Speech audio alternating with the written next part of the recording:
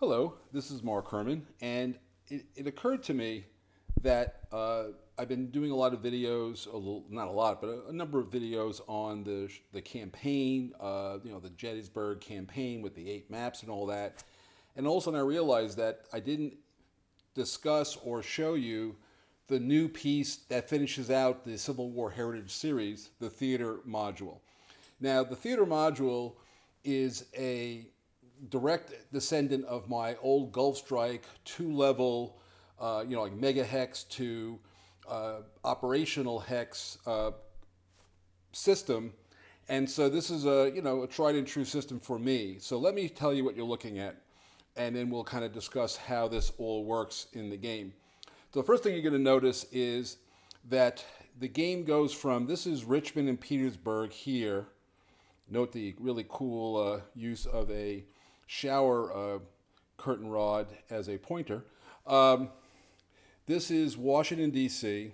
This is Baltimore. This is York, Pennsylvania. That's Harrisburg, Pennsylvania. The orange dye is like in all my videos. That's where Gettysburg is. This is Winchester in the valley. And, so this is the Shenandoah Valley here. And what's important, and I'm going to try to do this and we'll see if it works. I'm going to try to expand. You'll note the area that's outlined here. Those are the 8 maps that are in the other videos that you get in the game. So these 8 maps are shown, and as in the Gulf Strike system, when you enter a hex like that one, you transition from this scale and you do the sort of the Alice in Wonderland drink me thing. You become smaller and now you go to the other scale and vice versa. So you basically transition through these. What's really cool though is you will note over here, and it's a little bit faint in the shot, but you see this outline here. This is Army of the Potomac. So all the Army of the Potomac maps are also here. So eventually you're going to be able to play, the whole Peninsula campaign, etc., bouncing in and out of these 2 scales. So anyway, that's the base. And so again, this is the basic. Now, as you note, this module uses hidden movement. Now, I'm showing you from the Confederate perspective. So the Union, so this is sort of where Stratego, which was a childhood favorite game of mine, which I was quite good at, by the way, meets New York's 3-card Monte. So what happens is these Confederate units in these locations are known. That's in a setup. Now, of course, the Union can read the same setup, so what's the point?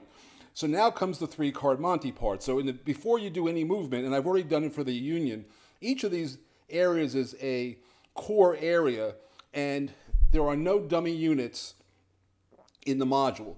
Now, however, detachments are now active pieces that can move around and do things. So in other words, what happens here is this could be a core, and this could be a division, it could be 2 divisions, it could be 3 divisions, or it could be 2 detachments in a division. And when you start moving, very quickly you won't know what's what. Now, how do you find things? And this is where the cavalry comes in. And cavalry, when it's up like this, so this is a cavalry. That's Imboden.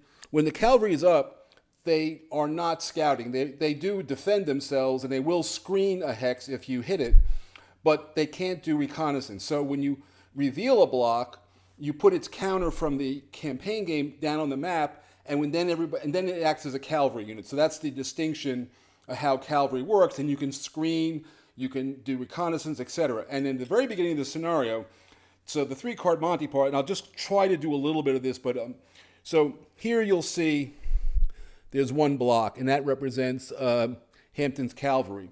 Well, I can put 2 more blocks there at the very beginning of the setup, and so I'm going to basically be seeding extra blocks in here that are all real things, by the way. Again, it could be a regiment, it could be a bigger unit, and then there's an opening movement phase where, you basically, the Confederates get to move. Now, what you're looking at right now is June 3rd, 1863. So Gettysburg is a full month away, more or less, and the scenario runs from June 3rd to July 15th. So it covers the entire Confederate campaign to invade the North. And again, how you handle it, you could do the historical where what's slipping out this way and up this way is the historical movement, or you can send a force out this way if the Union overcompensates, you can basically take a shot up this way, or vice versa. Now, what does happen is when you cross the Potomac River, which is in this area right here, this is the Potomac River right here.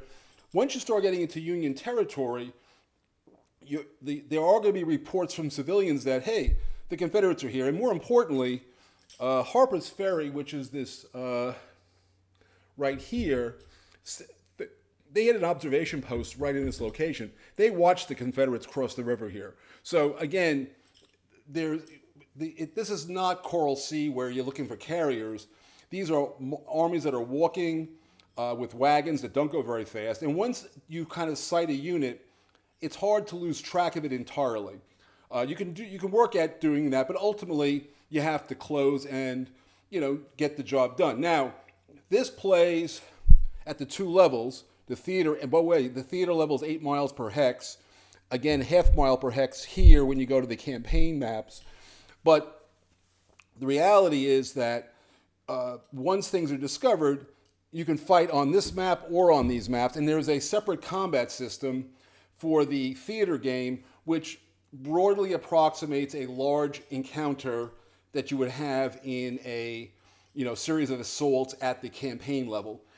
Again, and also, by the way, you can play this as a standalone game by itself, so you don't even have to play with the campaign game. So this is a one-map theater game that could be played standalone, or you can play it where you got people hidden movement, reconnaissance, cavalry screens, and ultimately getting onto this map to score victory points for the campaign. So this gives you at least a little bit of a sense of what's coming.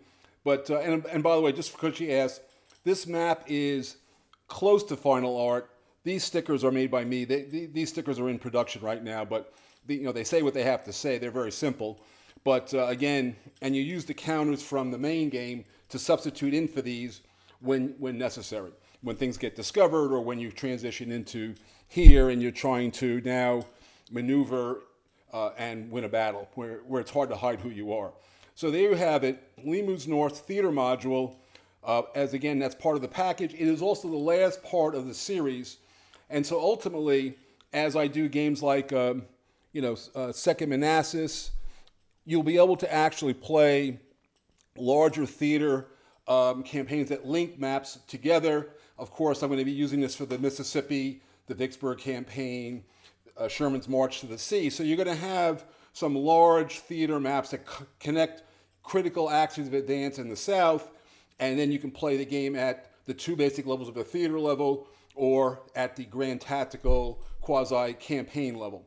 So there you have it, Lee Moves North, and I hope you, and again, boy, thank you. Since the last video, the orders jumped, so we're now down to less than 100 to get this over the line. So again, I want to thank everybody, whoever has already supported the P500 for this game, those who just recently did it based on the video or whatever they were thinking, and hopefully we can get the last less than 100 so we can get over the P500 threshold and we can get this thing with an outside chance for Christmas. So anyway, thank you very much, and I hope you enjoyed the video.